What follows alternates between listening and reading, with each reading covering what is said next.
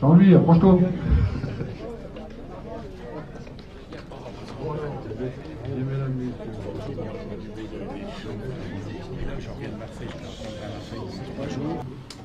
Mesdames, Messieurs, à vos grades et qualités, Messieurs les conseillers municipaux, il y en a qui viennent de lever le tour, c'est intérêt.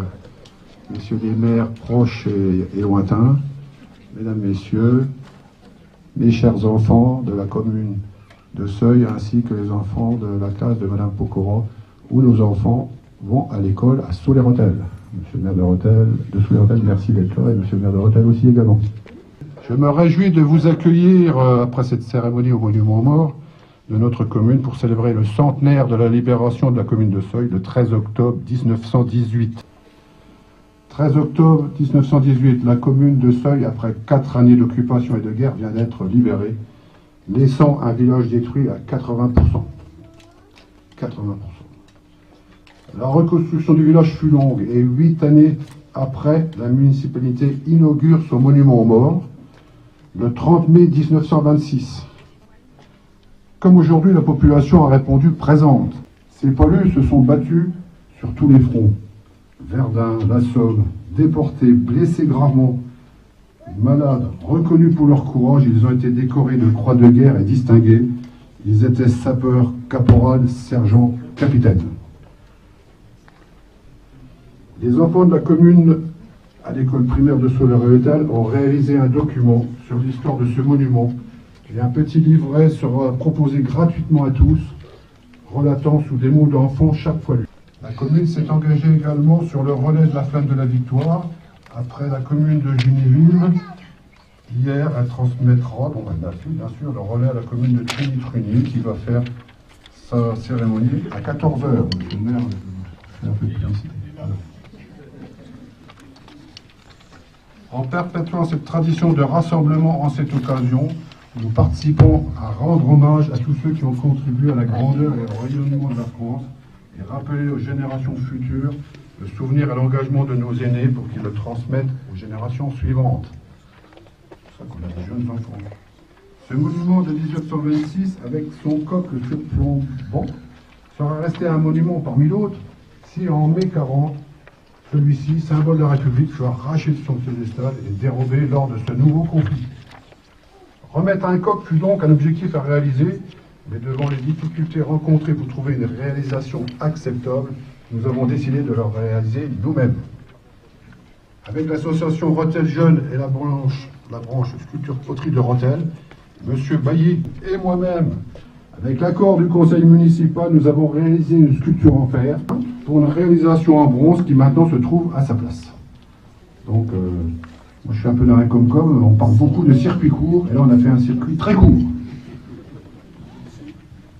En cette année du centenaire de la Grande Guerre, un concert hommage aux poilus a eu lieu le 27 mai dernier. Et la commune a restauré à l'identique un vitrail patriotique situé dans l'église, où l'on voit les pelés de la commune partir au combat.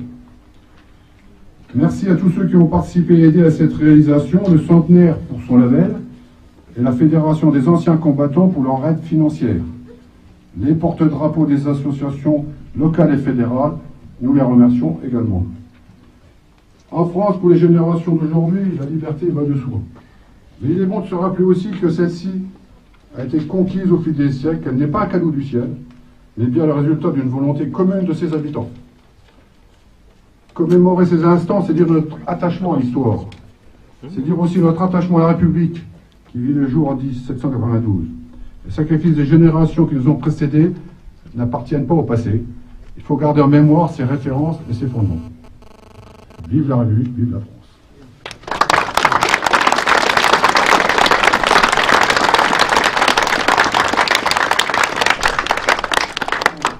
C'est avec solennité que nous engageons ce matin un week-end de commémoration du centenaire de la fin de la Première Guerre mondiale. Un très beau coq a rejoint votre monument aux morts, monsieur le maire. Le coq n'est pas un symbole officiel. Il a pourtant une histoire propre liée à l'histoire de France. Il est un de ses emblèmes.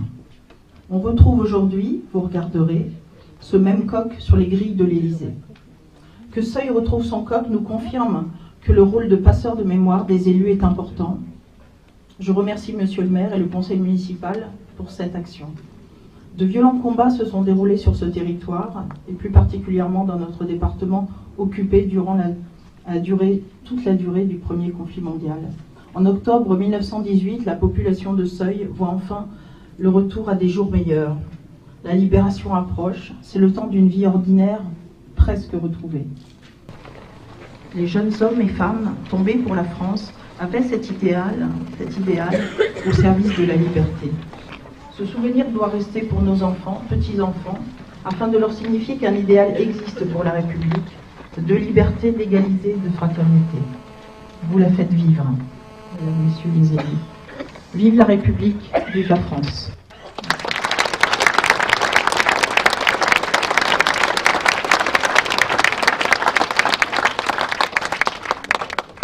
Voilà, merci à tous et bonne fin de journée.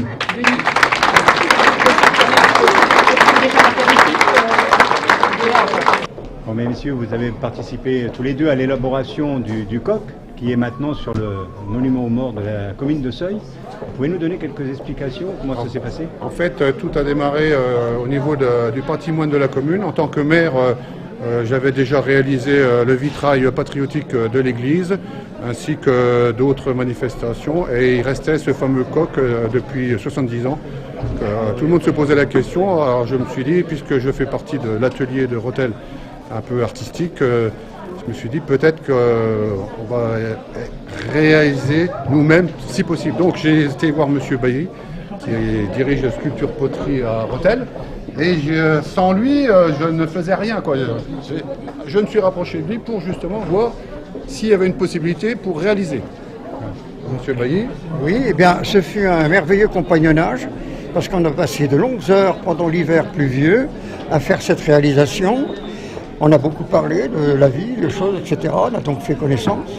Et on a témoigné de ce que j'appelle un patrimoine vivant, puisqu'on lègue à la commune un produit qui a été fait par nous-mêmes. Ça n'a pas été acheté en ligne et produit en Chine, c'est bien une création locale. Et donc on l'a co-signé tous les deux.